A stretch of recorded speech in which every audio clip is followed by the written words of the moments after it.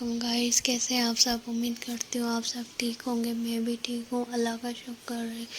تو جی، اپنے ہسبینڈ سے کہا کہ مجھے برگر بنا کے دو، وہ بن لینے گیا تو میرے ہسبینڈ نے کہا کہ چلو جی آپ تب تک فرائی کر لو شامی، ٹھیک ہے۔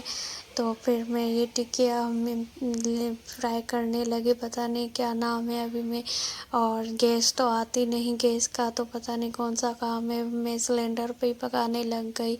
اور یہ میں نے اب میرے ہسبینڈ کو بولا کہ آپ مجھے برگر بنا کے دو گے۔ پھر میرے ہسبینڈ برگر بنانے لگے اور اتنا یمی تھا، اور شام کا تو مزہ ہی آ گیا۔ اور یہ تو گیس کا تو پتہ ہی نہیں چلتا کہ کب آتی ہے کب جاتی ہے۔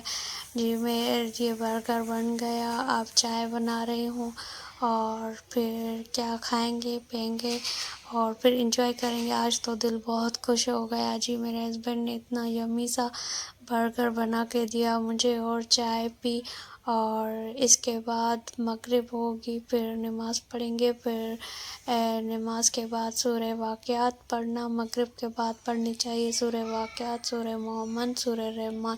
اس سے آپ کی روزی روٹی میں برکت آتی ہے، عزت ہوتی ہے، اور یہ کبھی نہیں چھوڑنی چاہیے۔ چلو جی، ایسا نہیں کہ کام نہیں ہے، میرے ہسبینڈ نے تو برگر بنا کے دیا اور یہ تو انجوائے کر لیا۔ اب ڈنر کا ٹائم ہے، اب میں ڈنر بنانے لگی ہوں۔ ڈنر میں تو وہی ہم چکن سالن بناتے ہیں اور وائٹ رائس، یا دال بنا لیتے ہیں، مونگ کی دال، چنے کی دال تو کبھی کبھی بناتے ہیں۔ تو جی میں چکن کا قورمہ بنانے لگی ہوں، اور اس میں پہلے میں ٹماٹر مطلب چکن کو فرائی کروں گی، اور پھر اس کے بعد ٹماٹر ڈالوں گی، اور اس کے بعد جی میں اس میں پیاز ڈالوں گی، اور پھر دہی میں قورمہ مسالہ ڈال کے پھر ایڈ کر دوں گی، پھر اس کو ڈھکن لگا دوں گی، ٹھیک ہے نا۔